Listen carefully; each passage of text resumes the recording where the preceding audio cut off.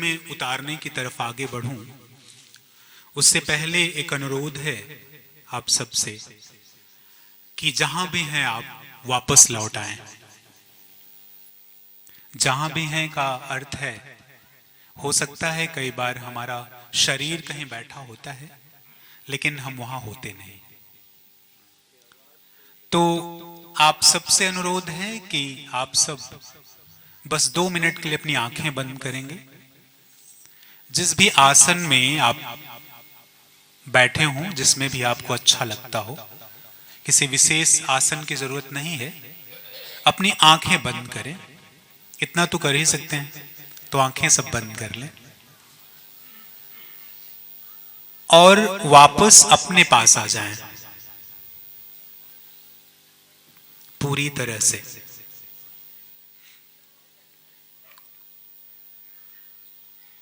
आंखें बंद कर लें। मुझे पता है कई बार आंखें बंद करने में भी तकलीफ होती है। उसका कारण हो सकता है, कई कारण हो सकते हैं, लेकिन आंख बंद करने के बाद कम से कम बाहर की चीजें दिखनी बंद हो जाती हैं।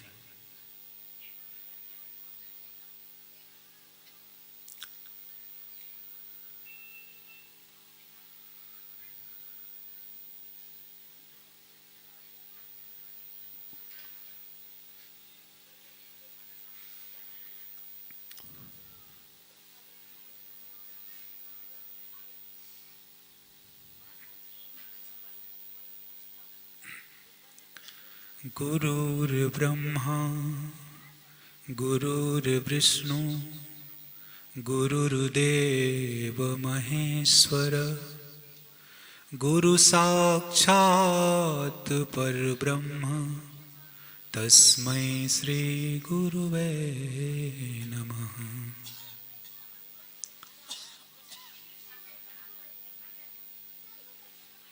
साहे बंदगी।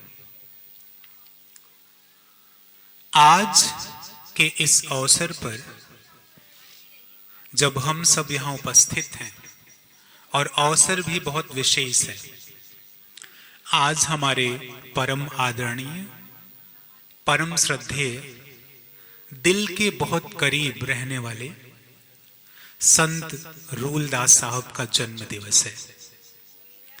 तो मैं आप सबसे आग्रह करता हूं कि एक बार साहब की लंबी उम्र के लिए प्रार्थना करते हुए एक जोरदार ताली बजाएं।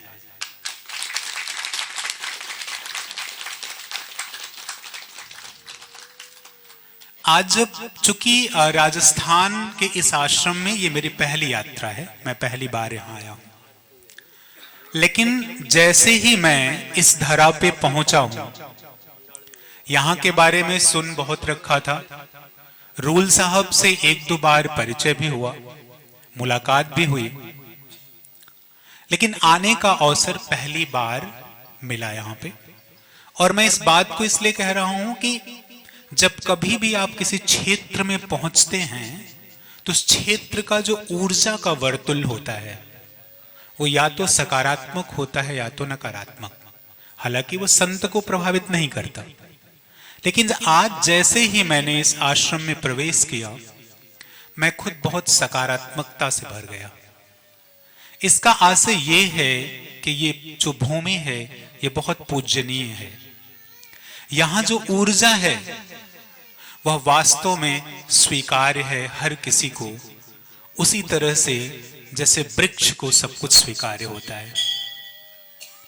वृक्ष के पास कोई भी बैठे, वह किसी भी परंपरा का, किसी भी जाति का, किसी भी धर्म का, किसी भी विश्वास का हो, वृक्ष उससे कभी भी भेद नहीं करता। तो जब मैं इस आश्रम में आया तो मुझे इस बात का भान हुआ। इसके लिए मैं इस धरा को, इस आश्रम की ऊर्जा को, संत रूल साहब को बार बार बंदगी करता हूं। हमारे समक्ष साध्वी राधा साहब है। मैं कभी भी जब जाता हूं कहीं तो अक्सर कहता हूं कि अंग्रेजी का एक शब्द है डिस्कवर करना, मतलब खोज निकालना। राधा साहब ने मुझे कहीं से खोज निकाला था। मैं ऐसा इसलिए कह रहा हूं क्योंकि मैं रहता तो कबीर चौरा मठ में हूं, जो कबीर साहब की जगह है, कबीर साहब की भूमि है। लेकिन मैं इस बात को इसलिए कह रहा हूं कि पहली मुलाकात इस पूरी श्रृंखला में राधा साहब के साथ ही शुरू हुई, तो मैं राधा साहब को भी सत सत नमन करता हूं, बंदगी करता हूं। और मंच पर उपस्थित तमाम संत जो हमारे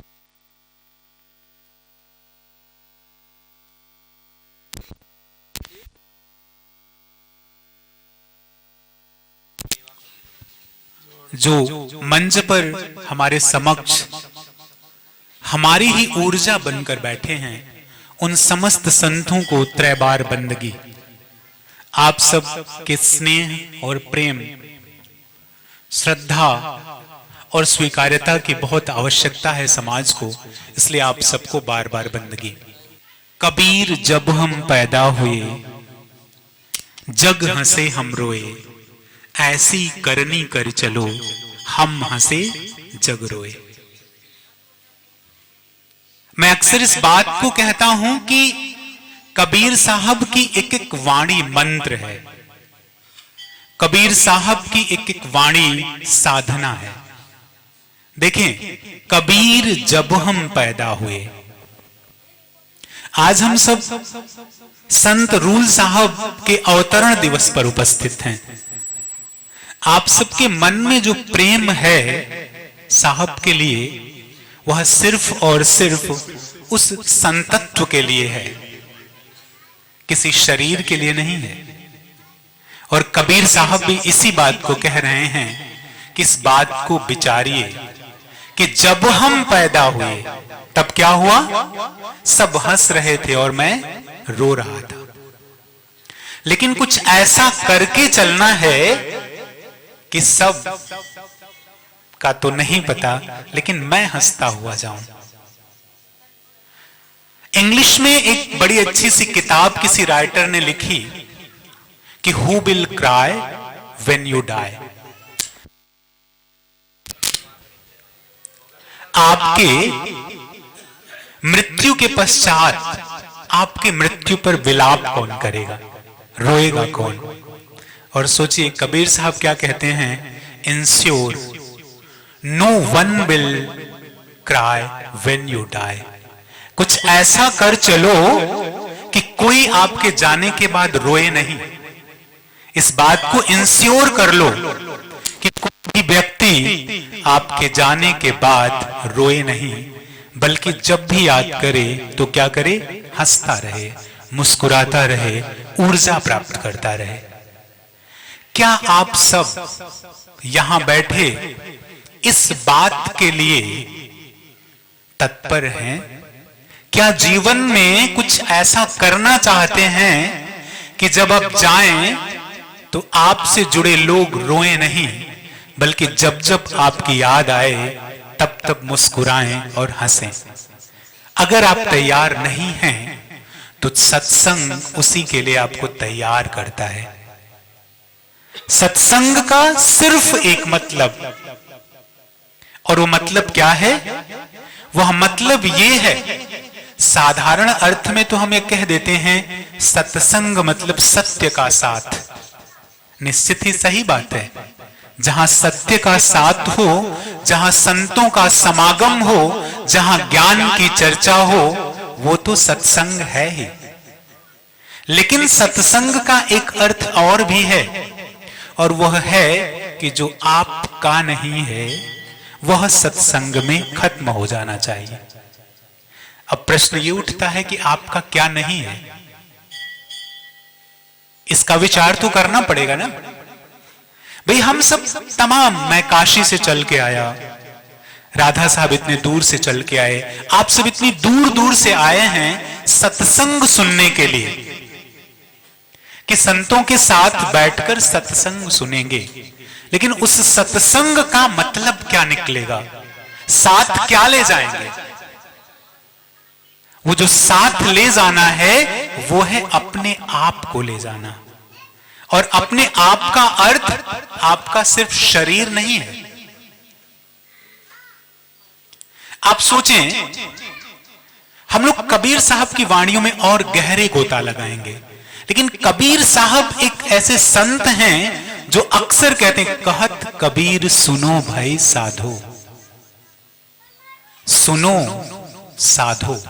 मैं इस बात को इसलिए कह रहा हूं कि हर किसी में वही कबीर साहब बैठे हैं और वो कह रहे हैं कि मैं ही कह रहा हूं, सुनो और साधो, और उसका मनन करो, चिंतन करो, उसे अपने जीवन में उतारो। यदि उसे अपने जीवन में नहीं उतार पाते तो सत्संग का कोई मतलब नहीं निकलता। सत्संग में आने का मतलब है कि यदि आप विचार की उस श्रृंखला में हैं तो बहुत अच्छी बात है, नहीं है तो वह चिंतन अब शुरू हो जाना चाहिए। मैंने जैसे कहा कि ऐसा क्या है जो आपका नहीं है। एक बार आप विचार करें, आपके मन में जो ईर्ष्या आती है किसी के लिए, क्या वो आपकी है? आपके मन में किसी भी व्यक्ति के लिए, किसी भी जीव के लिए जो हिंसा आती है, उसे क्षति पहुंचाने का विचार आता है, क्या वो आपका है? नहीं है। आपके वाणी में जो झूठ आता है, क्या वो आपका है? आपका नहीं है। आपके मन में जो लालच आता है, क्या वो आपका है? आपका नहीं है। आपका नहीं है। आपका है क्या? सत्य आपका है, अहिंसा आपकी है, मानवता आपका है, प्रेम आपका है। और कबीर साहब जब प्रेम की बात करते हैं तो बहुत गहरे अपनी वाणियों में वो प्रेम को कुछ ऐसा बुनते हैं। अभी जैसे साहब गा रहे थे, काशी के वासी। काशी है क्या? क्या वो धरा जहां कबीर साहब पैदा हुए? हां, वो धरा भी है, वहीं कबीर साहब पैदा हुए, लेकिन काशी ये तन भी है। आपकी जो एक काया है, ये भी काशी है। और इसका वासी कौन है? कबीर साहब, जिसे हम जुलाहा कहते हैं। जुलाहे का मतलब सिर्फ कपड़ा बुनना नहीं होता। उस जुलाहे ने, उस साहब ने जो चादर बीनी है, इतनी छीनी, इतनी सुलझी हुई, 5 तत्व का बना तंबूरा। वो 5 तत्व जो मिलाकर इस शरीर को बुना है, जिसे आप देखें, आप बहुत गहरी जब अलग अलग विचारों को समझने की तरफ बढ़ते हैं तो आप देखें, कोई कहता है वो 25 तत्व हैं, कोई कहता है वो 35 तत्व हैं। आप समझें इसे, कुछ पल के लिए अपने आप को संजो कर बैठें, समझें और उसे घर ले जाएं जो आपका है।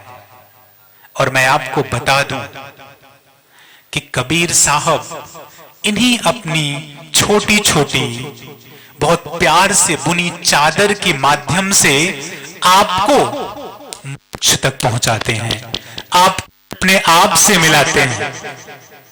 इसीलिए कबीर साहब हो जाते हैं। इसीलिए हम सत्संग सुनना चाहते हैं। और चूंकि ये बात, मैं फिर से कहूं, ये बात सिर्फ सुनने की नहीं है, ये पूरी बात साधना की है। हम सबको क्या करना है? साधना है। आज एक अजीब सी स्थिति समाज में है। हम किन चीजों में फंसे हुए हैं? हम क्या चाहते हैं? वह कोई युवा हो, कोई वृद्ध हो, कोई मरणासन्न व्यक्ति हो, हर कोई मोह के पास में ऐसे फंसा है कि उसे लगता है कि जितना कुछ है वो सब मेरा ही है। और अंत में तो सिकंदर भी कुछ नहीं लेके जाता। अंत में रहेंगे और आगे बढ़ेंगे। आप सोचें, आप इस बात को समझें कि ऐसी कौन सी चीज है, ऐसी कौन सी धारा है, ऐसा कौन सा विचार है जो हम सबको विचार करने पर महसूस मजबूर करता है। क्या है अंदर जो कुरेदता है कि अपने आप को जानो? क्या है वो? क्या इसका विचार हमें नहीं करना है? क्या आपको लगता है कि कबीर साहब जब कहते हैं कि जह जह जाऊं सोई परिक्रमा, जो जो करूं सो पूजा, क्या ये सिर्फ बात करने की बात है? क्या रस गगन गुफा में अझर झरे ये सिर्फ कहने की बात है? नहीं, यह चिंतन के द्वारा प्राप्त की जा सकती है और अपने जीवन में हर पल हर क्षण उसका चिंतन करना होगा, उस सूरत का चिंतन करना होगा। तभी हम उस धारा तक पहुंच सकते हैं, तभी हम उस धारा को समझ सकते हैं। क्योंकि इस बार मैं आप सबसे पहली बार मुखातिब हो रहा हूं, पहली बार आप सबके साथ बैठकर सत्संग कर रहा हूं, चर्चा कर रहा हूं, इसलिए मैं कबीर साहब के कुछ ऐसे विचारों से जो हम सब रोज जीवन में उतार सकते हैं, पहले उन पे बात करेंगे। क्योंकि कबीर साहब का जो विचार है, जो विचार किस बात का, जो साधना का विचार है, वहां तो हम तब पहुंच सकते हैं जब हमने सीढ़ियां मजबूत बनाई हैं। सो 5 मिनट ये बहुत आवश्यक है कि ये समझा जाए कि हमें उन कौन कौन सी चीजों को अपने जीवन में ध्यान रखना होगा। अगर उसे आप ध्यान नहीं रख सकते तो निश्चित ही आप वहां तक नहीं पहुंच सकते। आपके पास सब कुछ हो सकता है, आपके पास बहुत बड़ा मकान हो सकता है, आपके पास बहुत सारी गाड़ियां हो सकती हैं, आपके पास सुंदर घर परिवार हो सकता है, लेकिन आप अपने तक नहीं पहुंच पाएंगे। आप सोचिए इस बात को। क्या कारण है, क्या कारण है कि एक ऐसा व्यक्ति जो जीवन में सफल है, आईएएस ऑफिसर है, सुसाइड कमिट कर लेता है? क्या नहीं है उसके पास? उससे ज्यादा पैसा किसी के पास हो नहीं सकता। जहां हाथ डाले वहां पैसा। एक ऐसा व्यक्ति जो जीवन में डॉक्टर बन जाता है, ऐसा व्यक्ति जो फिल्म इंडस्ट्री में हीरो बन जाता है, हम सब जिसके पीछे घूम रहे हैं, अचानक दूसरे दिन न्यूज़पेपर में आता है कि ही और सी कमिटेड सुसाइड, उसने जो है आत्महत्या कर ली। क्या उसके पास धन कम था? वो जो चाहता था सब कुछ उसने जमा कर लिया, लेकिन नहीं मिला कुछ, तो वो थी आत्म शांति। तो अगर आप इस बात पर विचार नहीं करेंगे तो आपको सब कुछ मिल सकता है, सब कुछ मिल सकता है, लेकिन आत्म शांति नहीं मिल सकती। और ये बात सिर्फ आपके लिए नहीं है, ये बात हमारे लिए भी है। हम उस साधना के पथ पर अग्रसर हैं, चल रहे हैं, इसलिए हम हैं। जिस दिन हम साधना से विरत हो जाएंगे, हम नहीं रहेंगे। तो साधना आपको करनी होगी, हर पल विचार करना होगा सच का और झूठ का। हम उस बात की चर्चा कर सकते हैं, हम वहां उस निर्गुण तत्व तक पहुंच सकते हैं। अभी इसी समय बीजक के 4 उदाहरण देकर उसे सिद्ध भी किया जा सकता है, लेकिन सत्संग के लिए वो सीढ़ी आवश्यक है। और वो सीढ़ी है, मन की तरंग मार लो बस हो गया भजन। तो कौन सी तरंग जो मन में उठ रही है और ऐसा क्या है जो कबीर साहब कह के जाते हैं कि मोको कहां ढूंढे रे बंदे, मैं तो तेरे पास में, ना मंदिर में ना मस्जिद में ना कावे कैलाश में, खोजी हो तुरंत मिल जाऊं पल भर की तलाश में। अब सोचें, इस बात को कबीर साहब आज से 650 साल पहले काशी में रह के कह के जाते हैं। क्या ये सिर्फ शब्द हैं? क्या आप सब जो यहां बैठे हैं, आपको लगता है कि एक ही पल में वो आप में घट जाएगा? हां, एक ही पल में वो घटेगा, लेकिन उसकी तैयारी तो करनी पड़ेगी। और उसकी तैयारी होती है सत्संग से, उसकी तैयारी होती है सच्चे गुरु की शरण में बैठकर। याद रखिएगा, मैं शब्द बहुत चुनकर बोलता हूं, सच्चे गुरु के सत्संग से।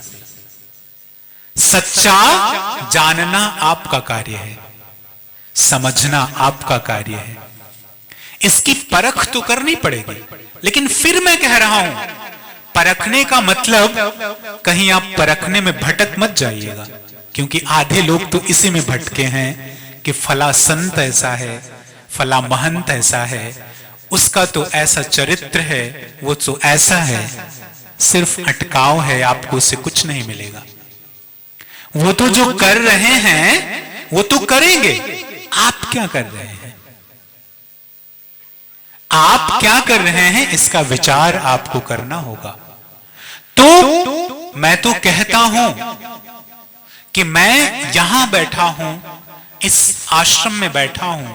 मैंने पहले ही कहा कि इस आश्रम में घुसते ही जिस ऊर्जा, जो ऊर्जा मैंने महसूस करी, जो संत आप सबके बीच में हैं, मैं हृदय से यह कह सकता हूं कि वो सच्चे संत हैं।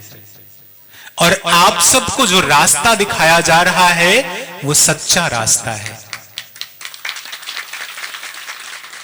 और मैं इस बात को यूं ही नहीं कह रहा हूं, मैंने अपने जीवन में अभी तक का जो जीवन कबीर चौरा मठ मूलगादी में रहकर बिताया है, लगभग जीवन के 30 से 35 साल तक लगभग मैंने सिर्फ साधा है। अभी विगत कुछ वर्षों से मैं सत्संग में जाने लगा, नहीं तो मैं कहीं नहीं जाता था। क्यों? क्योंकि मैं खुद ले रहा था, मैं एक रिसीवर था। उस ऊर्जा को, उस सतगुरु के सच्चे मार्ग से जुड़ने की तरफ मैं खुद अग्रसर था। जब उसने कहा कि बेटा अब तुम साझा कर सकते हो, तब मैंने ये शुरुआत करी। तो इसलिए मैं कह रहा हूं कि मैं अनुभव की हर उस कसौटी पर कसने के बाद फिर ये बात कह रहा हूं।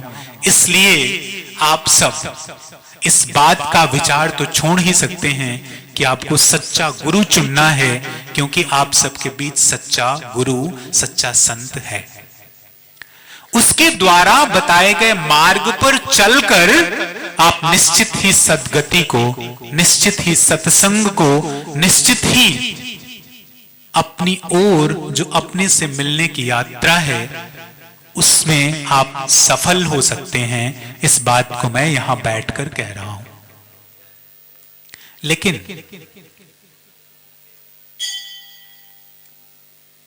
एक बात और है, वो बात क्या है? भूख तो जगानी पड़ेगी ना। और भूख का मतलब, मुझे बड़ा अच्छा लगा आज, मैंने हमेशा सुन रखा था कि जब आप कभी राजस्थान में होते हैं तो आपका स्वागत लड्डू से होता है, और लड्डू मुझे बड़े प्रिय हैं। तो मैं जैसे ही बैठा रूल साहब के साथ और सभी संतों के साथ भोजन करने, प्रसाद ग्रहण करने, तो सबसे पहले मीठा आया। देखें इस बात को, ये बात सिर्फ हंसने के लिए मैं नहीं कह रहा हूं, मैं उसी पल उस मिठास से जुड़ा आपके सामने। उसके बाद सब्जी आई जो तीखी थी। अब देखें जीवन में फिर रोटी आई। मैं तो कहता हूं हर एक पल जब भी कुछ कर रहे हैं आप, हर उस जगह साधना है। आपको मिठास दी गई, आपको तीखापन भी दिया गया, और आप मीठे और तीखे को जो सोख ले ऐसी रोटी भी दी गई। मिठास भी आपके पास, खटास भी आपके पास, तीखापन भी आपके पास, उसे बैलेंस कर देने वाली धारा, ऐसा गुरु, ऐसा संत भी आपके पास। अब आपको क्या चुनना है ये तो आपको देखना होगा। तो यदि आप उसका चुनाव करके इस बात का भेद करना सीख लेते हैं, बड़ी ईमानदारी से बताइएगा, मुझे उत्तर मत दीजिएगा, अपने से ये प्रश्न पूछिएगा, कितनी बार ऐसा होता है, कितनी बार जब आप बहुत प्रेम से भरे होते हैं और आपको कोई कुछ बुरा भी कहता है तो आपको बुरा नहीं लगता? बहुत बार होता है ऐसा।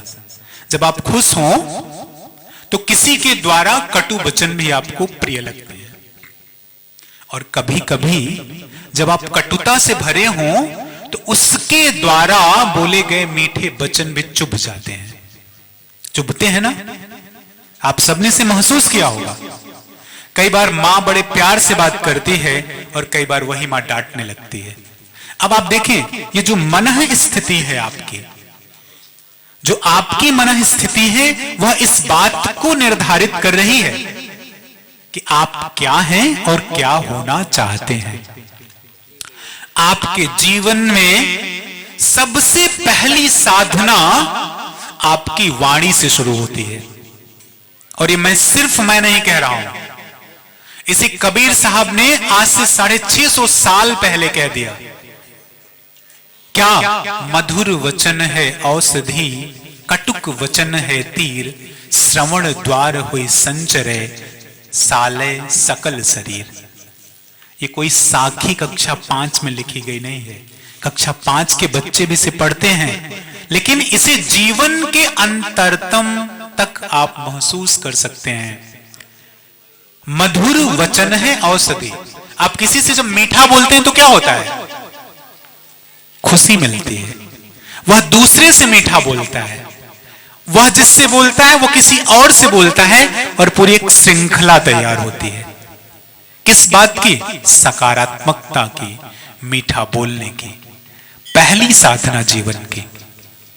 इसे वेद भी कहते हैं, इसे बाइबल भी कहता है, इसे कुरान भी कहते हैं, इसे उपनिषद भी कहता है, इसे कम से कम 600 संतों का जीवन भी कहता है। पहली साधना वाणी की साधना है। आप सबको इसे करना होगा। इसी वाणी से आप किसी को गाली भी दे सकते हैं, इसी वाणी से किसी से प्रेम से भी बात कर सकते हैं। जब गाली देते हैं और जब आप किसी से मीठा बोलते हैं, अंतर इतना है कि जब मीठा बोलते हैं तो साधना होती है, जब कटु बोलते हैं तो वहीं पाप शुरू हो जाता है। इसी बात को कबीर साहब कह रहे हैं। ये छोटी बातें नहीं हैं। मैं फिर से आपको कहूं, इस पे चर्चाएं हो सकती हैं, कई जगहों पे इस पे डिबेट भी होते हैं, मैंने भी खूब किए हैं, लेकिन जीवन के अनुभव में जब आप गुजरेंगे तब आपको पता चलेगा ये साधना है। दूसरी बात क्या है? किसी भी व्यक्ति की, किसी भी जीव की हिंसा न करने का प्रयास। किसी ने मुझसे पूछा, मैं एक जैन समुदाय की गोष्ठी में था। जैनिज्म भारत का एक बड़ा धर्म है। वहां मुझे बुलाया गया था और उन्होंने बड़ा अच्छा प्रश्न किया कि हिंसा क्या है। कई बार हम जीवों को काट कर खाते हैं, यह हिंसा है। कई बार हम ऐसा करते हैं, यह हिंसा है। लेकिन उससे बड़ी हिंसा मन की हिंसा है। जब आप किसी भी व्यक्ति के बारे में कड़वा सोचते हैं, बुरा सोचते हैं, देखिए इसका प्रभाव सीधे आपके उस वर्तुल पर पड़ता है जहां आपका साधना क्षेत्र है। हिंसा करने वाला व्यक्ति साधक नहीं हो सकता। प्रयास अगर करेगा तो होगा, लेकिन उसे बहुत कठिनाई होगी। कुछ कुछ ऐसे भी एग्जाम्पल हैं जब संत भी हिंसा करते थे लेकिन वो साधक थे। तो मैं तो कहता हूं, कह भी रहा हूं कि क्या आप वो संत हैं? नहीं है, आप नहीं हैं। इस बात को जानना पड़ेगा। कौन जानेगा? आपको जानना होगा, आपको होना है। अगर आपको होना है तो मन से उस हिंसा को दूर करना पड़ेगा। किसी व्यक्ति के बारे में बुरा सोचना, बुरा कहना, बुरा सुनना आपको छोड़ना होगा अपने साथ। और फिर देखिए, और तब आपकी साधना शुरू होगी, वाणी की साधना, किसी भी व्यक्ति को परेशान न करने की साधना, हिंसा न करने की साधना आपको करनी होगी। किसी भी दुर्बल को न सताने की साधना आपको करनी होगी, क्योंकि कबीर साहब कहते हैं ना, दुर्बल को न सताइए जाकी मोटी हाय, मुई खाल की श्वास सो सार भस्म हो जाए। कितना सुंदर, कितना सटीक उदाहरण कबीर साहब देते हैं कि मुई खाल की जो धौकनी होती है, उसकी धौकन से लोहा भी क्या होता है? गल जाता है। इसे समझना होगा। किसी भी दुर्बल प्राणी को न सताने की साधना करनी होगी। और मैं फिर से कहता हूं, जब जब आप प्रयास करेंगे तब तब आपको परेशान किया जाएगा। कबीर साहब को परेशान किया गया, तमाम ऐसे संत, बुद्ध को परेशान किया गया, महावीर को परेशान किया गया, किसे नहीं परेशान किया गया। और हम ही आप परेशान करते हैं। आज हम कुछ ऐसी मनोदशा में हैं कि कोई 100 अच्छी बात बोले वो प्रभावित नहीं करती, एक कोई बुराई तुरंत प्रभावित कर देती। कोई आपसे कह दे कि फला आदमी ऐसा है, फिर देखिए आप दूसरे से कहेंगे उसने बताया फला, देखिए कैसे बुराई प्रभावित कर रही है। हम कभी भी इस बात का विश्लेषण करते ही नहीं कि हम कह क्यों रहे हैं। मैं फिर कह रहा हूं, और यकीन करिए, अगर ये साधनाएं नहीं हुई तो जीवन में वो तमाम चीजें किसी उपयोग की नहीं रह जाएंगी जो आपके पास है। लेकिन जिस पल इसका विश्लेषण आपके मन में चलने लगेगा, आपकी साधना शुरू होगी। आपको वो तमाम नाम, तमाम सार शब्द मिलने शुरू हो गए जिसका लोग लेके डंका पीट रहे हैं। वहां तक पहुंचने के लिए ये यात्राएं करनी पड़ेंगी।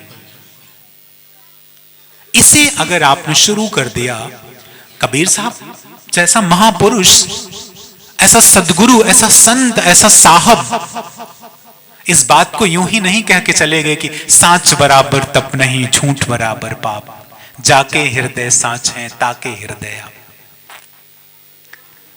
कबीर साहब ने अपनी पाठशाला में हर उस व्यक्ति के लिए एक क्लासरूम बनाया है। आपको जो चाहिए ले जाइए। इसलिए कबीर साहब कहां खड़े होकर बात करते हैं? बाजार में। कबीरा खड़ा बाजार में, मांगे सबकी खैर, ना काहू से दोस्ती, ना काहू से बैर। क्या इस स्थिति तक पहुंचने की स्थिति में हम और आप हैं? ना काहू से दोस्ती, ना काहू से बैर। इस स्थिति तक क्या हम पहुंचने के लिए तैयार हैं? तैयार होना पड़ेगा, क्योंकि कबीर साहब भी कहते हैं, where there is attachment there is no love, where there is love there is no attachment. जहां प्रेम है वहां अटैचमेंट नहीं हो सकता, मतलब वहां स्वार्थ का जुड़ाव नहीं हो सकता, और जहां स्वार्थ का जुड़ाव है वहां प्रेम नहीं हो सकता। प्रेम जो है, ऐसा प्रेम नहीं है कि एक पति पत्नी ने विवाह किया प्रेम हो गया, नहीं। कबीर साहब उस प्रेम को कह रहे हैं कि प्रेम न बाड़ी उपजे, प्रेम न हाट बिकाए, राजा परजा जहीं रुचे, शीश दे ले जाए। सर कटाना पड़ेगा, और सर कटाने का मतलब तलवार नहीं है कि तलवार से कोई आपका सर काट लेगा। सारी खुराफात यही है, इस मन की सारी गतिविधियां यही हैं, अहंकार यही है, चुगली यही है, ईर्ष्या यही है। कबीर साहब कहते हैं उसे क्या करना पड़ेगा? कटाना पड़ेगा। उस अहम को त्यागना पड़ेगा, उस अहम को खत्म करना पड़ेगा। और जिस पल आप ऐसा करेंगे, आप साधना के मार्ग पर आगे बढ़ रहे हैं। मैं आप सबसे सिर्फ ये साझा करने की कोशिश कर रहा हूं कि हम सतत कैसे उस पर बढ़ सकते हैं। यहां तुरंत ही उस गगन की भी बात की जा सकती है, उस गुफा की भी बात की जा सकती है जहां से वो रस अझर झर रहा है। लेकिन उस रस को, उस गगन को, उस गुफा को समझने की तैयारी चाहिए। मैं कोशिश कर रहा हूं कि उसे एक एक स्टेप आपको बता सकूं, ताकि आप उसे जीवन में उस पर चिंतन कर सकें, हर पल चिंतन कर सकें। और चिंतन कि वो धारा यहां पूरे राजस्थान में तो बहती ही है। मैं इसलिए इस बात को कह रहा हूं, एक कबीर साहब ने बड़ा सुंदर उदाहरण भी राजस्थान का लिया। उन्होंने एक जगह जहां कहा कि अगर आपको अपनी सुरती को लगाए रखना है तो आप किससे सीखें? पता नहीं, अभी तो मैं नहीं देख पाया, हाँ, लेकिन कई बार कुछ किताबों में देखा है कि राजस्थान में अक्सर लोग जो बहुत दूर पानी लेने जाते रहे होंगे या फिर अभी भी लेते होंगे, उसका मुझे भान नहीं है। तो महिलाएं जो होती, एक गागर के ऊपर दूसरी गागर, तीसरी गागर, चौथी गागर रख लेती हैं। और आप सबसे बेहतर कौन जानेगा, उनके साथ वो चलती हुई अपनी सखियों से बात भी करती हैं, मजाक भी करती हैं, हंसी ठिठोली भी करती हैं, लेकिन वो गागर गिरती नहीं। क्यों? क्योंकि उनकी सुर सब कुछ करते हुए, चलते हुए, बोलते हुए, हंसते हुए, गाते हुए, हंसी ठिठोली करते हुए भी उनकी सुरती कहां होती है? गागर पे। हमें वो करना है, और उस सुरती को वहां तक स्थापित करने के लिए हम सबको इस साधना के तहत जाना होगा, इस तरह से कदमों को बढ़ाना होगा। इसीलिए कबीर साहब सिखा रहे हैं, वाणी, प्रेम, अहिंसा, हिंसा को खत्म कर अहिंसा की तरफ बढ़ना, सत्य की तरफ बढ़ना। ये चूंकि बाह्य हैं, सबसे पहले इनकी शुरुआत बाह्य रूप से करनी होगी। हर बार जब ऐसा हो कि असत्य आपके साथ आए, हर बार जब अप्रेम आपके साथ आए, हर बार जब आपके मन में हिंसा आए, आपको रोकना होगा, रुक जाओ भाई, ठीक काम नहीं हो रहा है। मैं ये नहीं कह रहा हूं कि अभी होने लगे तुरंत, बट शुरुआत तो करनी पड़ेगी ना। आप सोचिए, ये साधना कब की है? कई हजार वर्षों की हो सकती है। शुरू में जब मैं कबीर चौरा मठ में आया, जब मैंने इस जीवन की शुरुआत करी, तो एक संत कहीं से आए थे, बड़े वृद्ध थे। ऐसे ही मजाक में उनसे मैंने पूछ दिया, बच्चा तो मैं भी था, मैंने पूछा, साहब आपकी उम्र कितनी हुई? तो उन्होंने कहा 3 साल। खूब हंसा मैं, मतलब कैसे संत हैं, ये 60 साल के हैं और कह रहे हैं 3 साल। थोड़े दिन के बाद, उस समय तो हंस के, चूंकि बच्चा मैं भी था, हंस के निकल गया। जब थोड़ा और बड़ा हुआ, तब ये बात कहीं ना कहीं, पता नहीं, जब भी होती वो बात आती 3 साल। किसी संत के साथ जब बैठा तो उनसे किसी चर्चा में बात आई, तब उन्होंने कहा कि उनकी उम्र वास्तव में 3 ही साल है, क्योंकि बाकी के 57 ईयर तो उन्होंने यूं ही गुजार दिए। 3 साल से वो वास्तविक साधना में है। इसलिए उनकी जो बोल रहा है घट घट में, वो अपनी उम्र बता रहा है कि कितने साल। इस बात को समझें। आप भी ये प्रश्न पूछ लें अपने आप से कि आपकी उम्र कितनी है, और इसका उत्तर किसी को देने की जरूरत नहीं, खुद को दे लें। वह उम्र 1 मिनट की भी हो सकती है, अभी अभी घटी हो, ऐसी भी हो सकती है। वो 10 साल की भी हो सकती है, वो 20 साल की भी हो, 50 साल की भी हो सकती है। लेकिन प्रश्न तो पूछना पड़ेगा कि आपकी उम्र है कितनी। जिस दिन आप इस मार्ग का मनन चिंतन शुरू करते हैं, उस दिन से आपकी उम्र सार्थक होने लगती है। इस बात को समझना होगा। और मैं कबीर साहब की इस वाणी को बार बार कह रहा हूं। अभी अभी मैंने उदाहरण दिया कि कबीर साहब एक ऐसे संत हैं जो क्या कहते हैं कि आप इस जीवन में रहते हुए, आप विद्यार्थी हैं, कोई बात नहीं, अध्ययन करिए, आप जितनी डिग्रियां लेनी है ले लीजिए, लेकिन मूल से जुड़े रहिए। आप एक गृहिणी हैं, किसी की पत्नी है, कोई दिक्कत नहीं, आप पत्नी रहिए, मां रहिए, लेकिन अपनी सुरती वहां होनी चाहिए। जैसे गागर में पनिहारिन की है, अपने आप को पनिहारिन समझकर अपनी सुरती को उस साहब के साथ लगाए रखना है, उस भजन के साथ लगाए रखना है। और अगर उस भजन के साथ लगाए रखना है तो इन सीढ़ियों का उपयोग करते हुए, जो सीढ़ी कौन सी है? वाणी की है, सत्य की है, अहिंसा की है। जो वाणी कौन सा पथ है? सत्य का जो पथ है, जो साधना का पथ है, इससे लगे रहना है, हर पल विचार करते हुए आगे बढ़ना है। और तब जब आप परिपक्व होते जाएंगे, तब आपकी साधना प्रौढ़ होनी शुरू होगी, तब आपकी साधना घटनी शुरू होगी, आपके घट में वो घटने लगेगा। तब कबीर साहब की बात समझ आनी शुरू होगी कि मोको कहां ढूंढे रे बंदे, मैं तो तेरे पास में, मैं तेरे ही पास में हूं। तब आपको ये बात समझ आएगी, कौन कहन को कौन सुनन को, दूजा कौन जनारे। तब आपको ये बात समझ आएगी कि जो कह रहा है, जो सुन रहा है, वो वही है। तब आपको ये बात समझ आएगी क्या कि घट घट में एक ही साहब बसता है, हर घट में वही एक साहब बसता है। तब आपको बात समझ में आएगी, लाली मेरे लाल की जित देखूं तित लाल, लाली देखन मैं गई, मैं भी हो गई लाल। तब आपको ये बात समझ आएगी कि जिसकी तलाश है हमें, वो तलाश यही है, आसपास ही है, वो तलाश हम ही है। लेकिन ये प्रश्न आपको अपने आप से करना होगा कि क्या आप उस पथ पर हैं? तो हम सबको शुरुआत यहां से करनी होगी।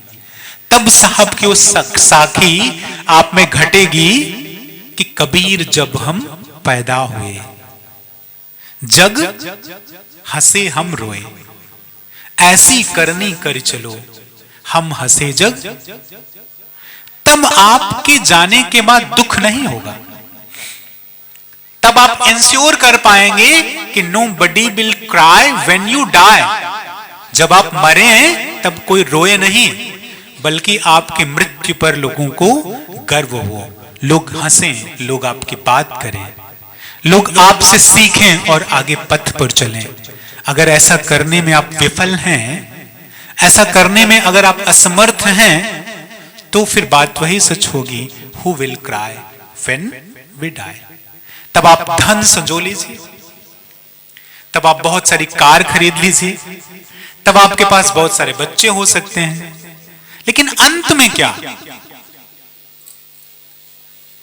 अंत में क्या? अंत में आपको अपना साथ ही नहीं मिल पाएगा। आप ये प्रश्न ही नहीं पूछ पाएंगे कि हु एम आई, मैं हूं कौन? क्या मैं ये शरीर हूं,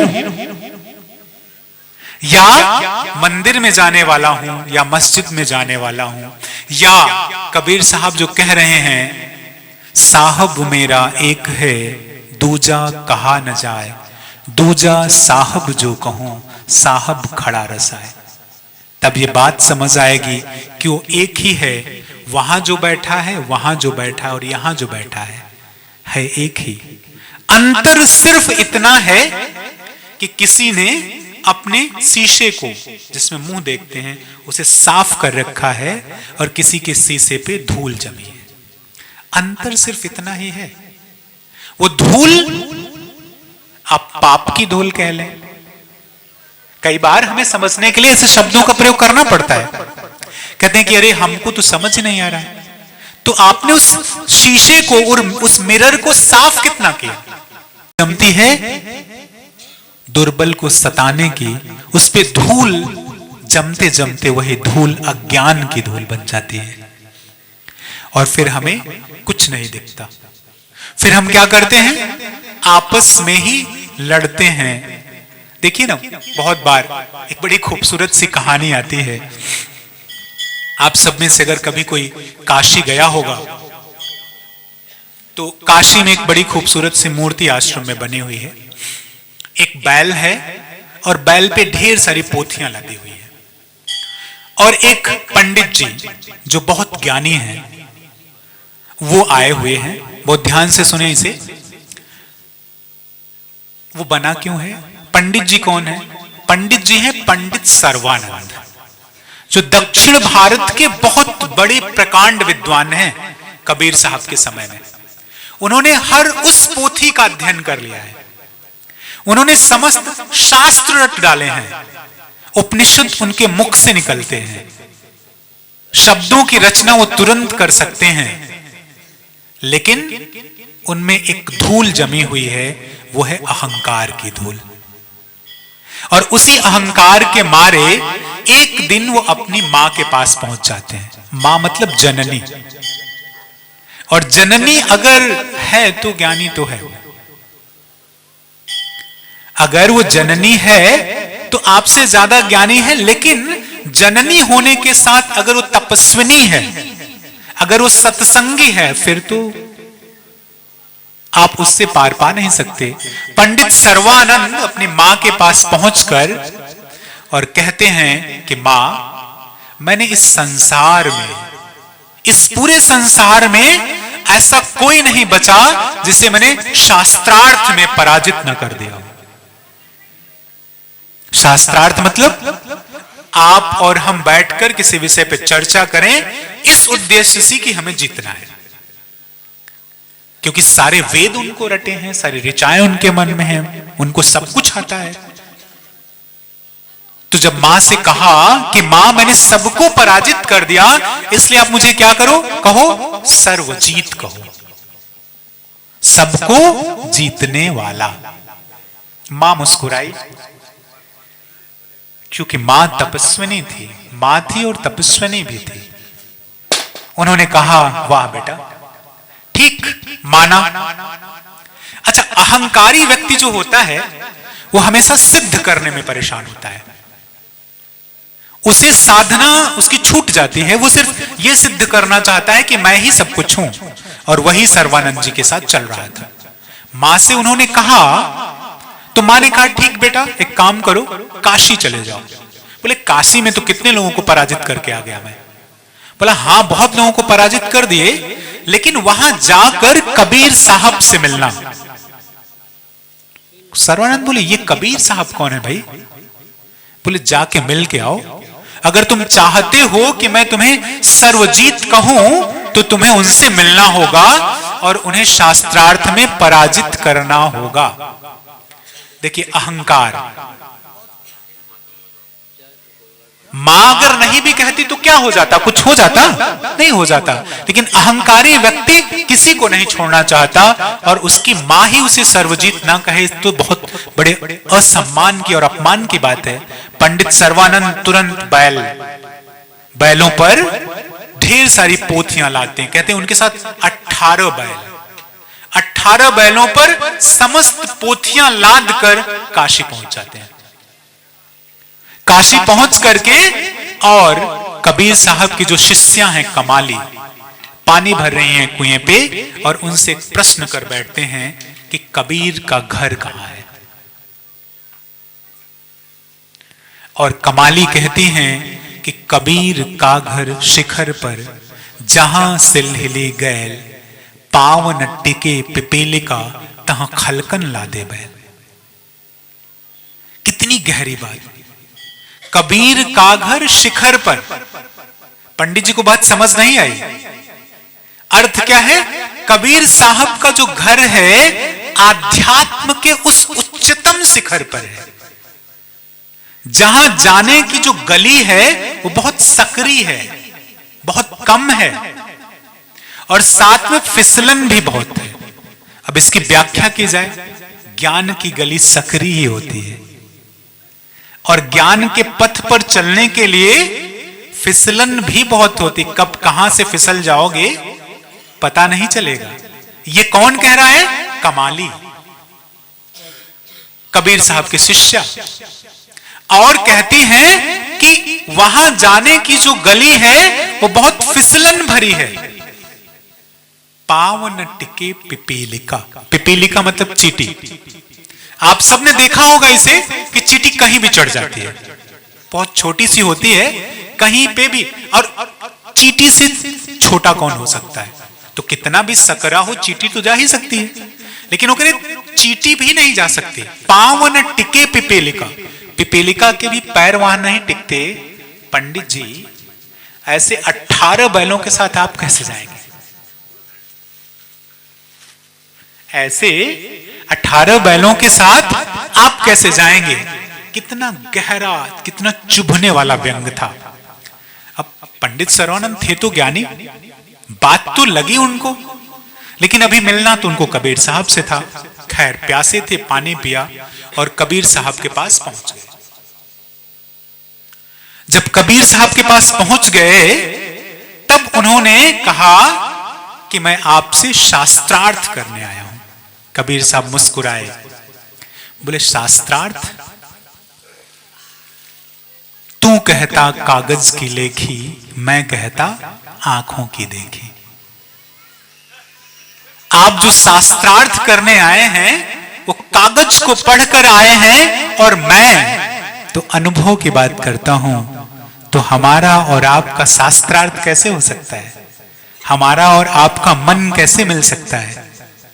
तो मैं आपसे शास्त्रार्थ नहीं करूंगा। देखिए, कहते मैं आपसे शास्त्रार्थ नहीं करूंगा, और पंडित सर्वानंद खुश हो जाते हैं। बोले ठीक है, मत करो, हार मान लो। कबीर साहब बोले मैं हार गया। ऐसा व्यक्ति ज्ञानी होगा जो हार और जीत से परे हो जाए। ठीक है भाई, आप जीत गए, आपको ज्यादा ऋचाएं आते हैं, आपको ज्यादा बीजक आता है, आपको ज्यादा साखियां आती हैं। इस बात की स्वीकृति जिस दिन मिल जाएगी, ज्ञानी वो होगा। और कबीर साहब इसे स्वीकार कर लेते हैं, कहते मैं हारा, तुम जीत गए। बोले ऐसे कैसे मान जाऊं? साक्ष्य चाहिए तो लिख कर दीजिए।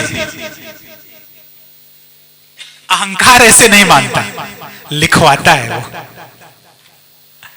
और फिर कबीर साहब कहते हैं आप ही लिख लो। देखिए, ज्ञान और अज्ञान के बीच का फर्क भी आप यहां देख सकते हैं। एक को इस हार से, जीत से, बड़े से छोटे होने से कोई मतलब नहीं, और एक को सिर्फ यही चाहिए। लिख देते हैं। कौन? पंडित सर्वानंद लिखते हैं कि कबीर हारे और पंडित सर्वानंद जीते। कहते अभी भी नहीं मानूंगा, इस पे साइन करिए। प्रूफ चाहिए ना कोर्ट में, बिना प्रूफ के कुछ नहीं होने वाला है। अब मां को दिखाना है, मां के न्यायालय में तो लोग नंगे ही रहते हैं, कितने भी बड़े हो जाएं, तो कैसे ऐसे हो सकता है? उन्होंने कहा लिख कर। कबीर साहब ने निशान बना दिया या साइन कर दिया। पंडित सर्वानंद उसे लेकर पहुंचते हैं मां के सामने, और जब मां खोल के देखती है तो उसमें लिखा है पंडित सर्वानंद हारे और कबीर जीते। क्या लिखा है? पंडित सर्वानंद हारे और कबीर जीते। अहंकार कभी नहीं मानता। उन्होंने कहा हो सकता है गलती से मात्रा में कुछ गड़बड़ी हो गई, नहीं लगाना भूल गए होंगे। फिर आते हैं काशी। कथाओं में ऐसा प्रचलित है कि करीब 18 बार आते हैं। हर बार कुछ न कुछ ऐसी ही घटना घटती है। तब अब ज्ञान को भी चोट लगती है, और जब ज्ञान को चोट लगती है तो चटाक से टूट जाता है वो। और उस एक पल में जब सर्वानंद जी को वो ज्ञान की चोट लगी, कहते हैं ना कि ज्ञानी मारे ज्ञान से। आप सबने सुना होगा ना कि मूर्ख मारे लाठी से कान मूड फूट जाए। मूर्ख व्यक्ति लाठी से मारकर हाथ पैर तोड़ेगा, ज्ञानी मारे ज्ञान से अंग अंग फिट जाए, हर अंग टूट जाता है। ऐसी मार पंडित सर्वानंद को जब पड़ी, तब कबीर साहब के पास आकर कहे कि गुरुदेव, अब मेरा अहंकार भंग हुआ, अब तो मैं आपकी शरण में ही रहूंगा। और कहते हैं वो कबीर साहब के शिष्य बन गए। तो इस ज्ञान के अहंकार को भी खत्म करना होगा, और वो खत्म होगा साधना से। तो अगर इस बात का विवेक करके हम उस मार्ग पर बढ़ते रहें जिस मार्ग को हमने बताया, तो वह बात घट सकती है जो सर्वानंद जी को घटी। और माफ करिएगा, मैं बार बार कह रहा हूं कि पंडित का मतलब जाति से नहीं था, इसलिए से जाति से जोड़ने की गलती ना करें। पंडित का मतलब उस विद्वता से था जहां अहंकार था। तो हर पल हमें उस अहंकार को तोड़ना होगा, और उस अहंकार को अगर हम तोड़ पाते हैं तब ये घटेगा। क्या? कबीर जब हम पैदा हुए, जग हंसे हम रोए, ऐसी करनी कर चलो, हम हंसे जग रोए। तो इस बात को इन कदमों के तहत, इन छोटे छोटे स्टेप्स के तहत आप सबको फलीभूत करना होगा, आप सबको करना होगा, और फिर ये बात घट जाएगी, और फिर आप भी अमर हो जाएंगे, आपकी भी साधना अमर हो जाएगी, आपको अपने जीवन का सही उद्देश्य मिल जाएगा। तो आइए एक छोटा सा संकल्प हमारे साथ कर लीजिए। बहुत छोटा सा संकल्प है, क्योंकि मैं सिर्फ बातें कहने में विश्वास नहीं रखता। 5 मिनट और लूंगा आपका, फिर मैं अपनी बात खत्म करूंगा। और 5 मिनट सिर्फ इसलिए कि आप सब यहां बैठे हैं, एक ध्यान में चलते हैं, एक विचार में चलते हैं, और उस विचार में सिर्फ इतना ही करना है कि आपको अपने आप को देखना है। जितनी बातें मैंने बताई उनका एक छोटा सा विश्लेषण करना है कि कितनी आप में हैं, कितनी खत्म करनी है, और आपको क्या क्या प्रयास करना है। तो बस एक बार आप सबसे आग्रह है कि आंख बंद कर लें सब लोग। सभी संतों से भी कराकर निवेदन है, आप सबसे भी, आप जिस भी तरह बैठना चाहें, मुझे कोई दिक्कत नहीं है। आंख बंद करें, और आंख बंद करके अपने अंदर देखने की कोशिश करें, लेकिन आंख बंद होनी चाहिए। अगर आंख खोलने का भी मन करे तो आप आंखें नहीं खोलेंगे। चुपचाप सारे लोग आंखें बंद करके और धीरे धीरे अपने अंदर देखने का प्रयास करेंगे।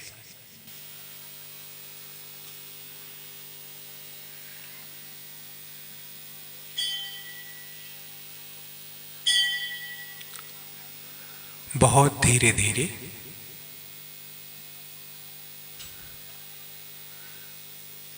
अपने अंदर देखने की कोशिश करेंगे।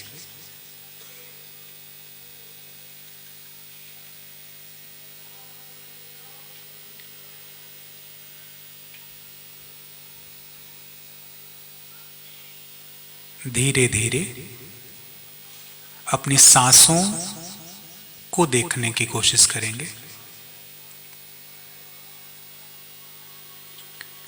किस तरह से वो सांस आ रही है और जा रही है।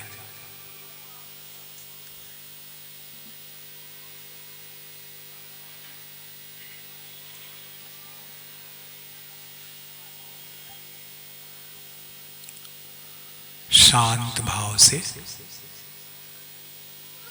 अपनी उस चादर को देखने की कोशिश करेंगे, शरीर रूपी चादर को।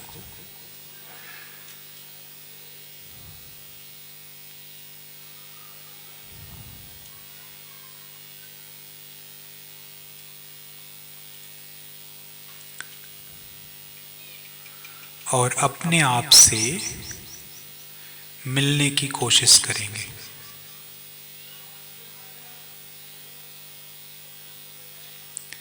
बहुत ध्यान से।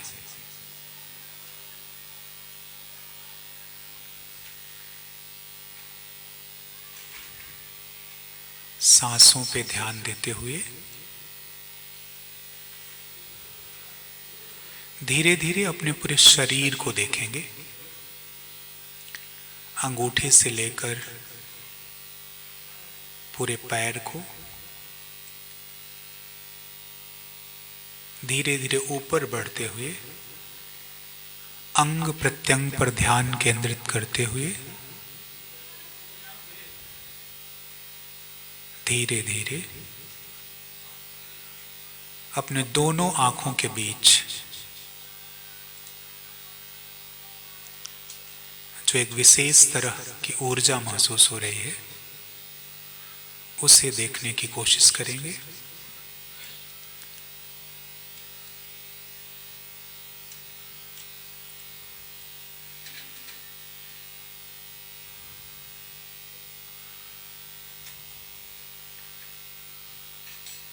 बिल्कुल शांत भाव से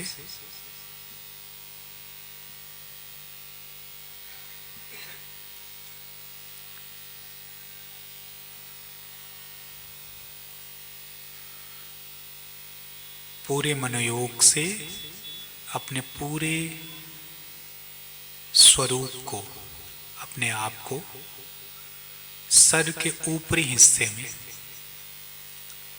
उस हिस्से में जहां आप सबने देखा होगा बच्चे का जो सर होता है ऊपर जहां सबसे कोमल होता है,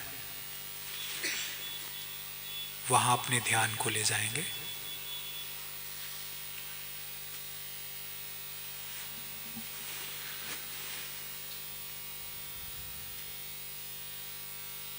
और थोड़ी देर के लिए वहीं पे रुके रहने का प्रयास करेंगे।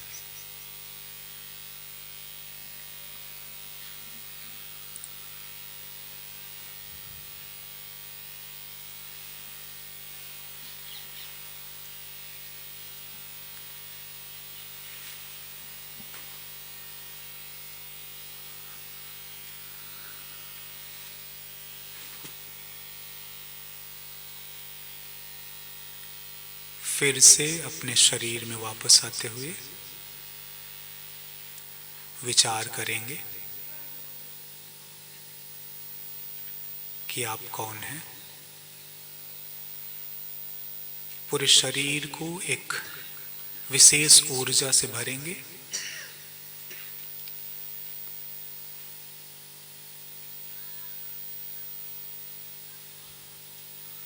धीरे धीरे अपनी सांसों पे वापस आएंगे।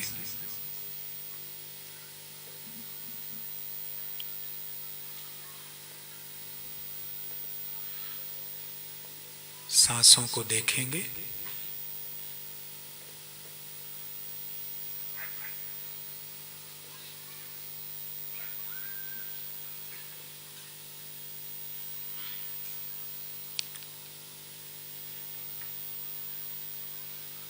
फिर एक गहरी सांस लेंगे।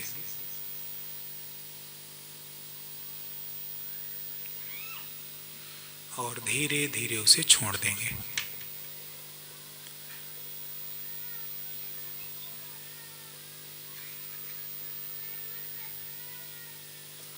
वापस आ जाएंगे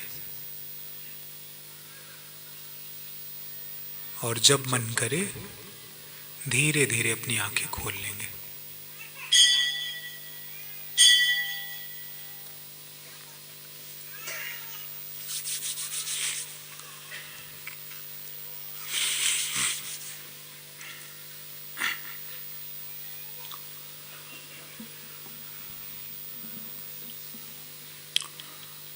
तो ये सिर्फ एक छोटा सा चिंतन था।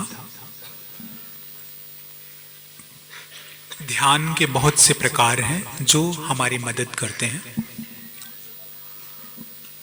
एक शुरुआत आप लोग हर रोज कर सकते हैं। अगर दिन में कभी समय ना भी मिले तो जब आप सोने जाएं तो आप अपने हाथ में मोबाइल ना रखें। थोड़ी देर के लिए इसी प्रक्रिया को सीधे पीठ के बल लेट करके, आपकी रीढ़ की हड्डी सीधी, अपने बिस्तर पर एक बार अपने पूरे शरीर को देखने की और आंखें बंद करके उसके अंदर जाने की कोशिश करेंगे। अगर ध्यान करते करते नींद आ जाए तो कोई परेशान होने की जरूरत नहीं है, आप सो भी सकते हैं। चूंकि मैं यहां हूं और मुझे लगता है कि मुझे ये बात कहनी चाहिए, मैंने कहा ये मेरी पहली यात्रा थी और रूल साहब हमारे बगल में बैठे हैं, तो अगर कभी अवसर मिला तो इस तरह की एक पाठशाला कम से कम पूरे एक सप्ताह चले, दिन में सिर्फ 2 घंटे ही चले तो भी कोई बात नहीं है, सिर्फ आप आए और इतना बड़ा एक कक्ष बन ही रहा है। आई थिंक शायद मैं दोबारा जब तक आऊं तब तक ये कंप्लीट भी हो जाएगा। तो हम सब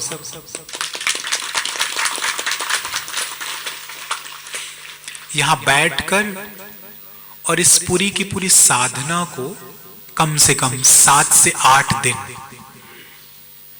इतना तो हम अपने लिए समय निकाल ही सकते हैं। बहाने तो बहुत सारे हो सकते हैं, तो मैं ऐसी आशा करता हूं कि जल्दी ही इस विकल्प के साथ आप सबके साथ आऊंगा कि इस पूरी साधना को आप सबके साथ साझा कर सकूं। और फिर से मेरी तरफ से रूल साहब के लंबे जीवन की प्रार्थना मैं सद्गुरु से करता हूं और आप सब भी करें कि आपकी उम्र लंबी हो और मैं भी आपके बीच में बार बार आता रहूं। इन्हीं शब्दों के साथ आप सबको बंदगी, साहेब बंदगी, साहेब साहेब साहेब।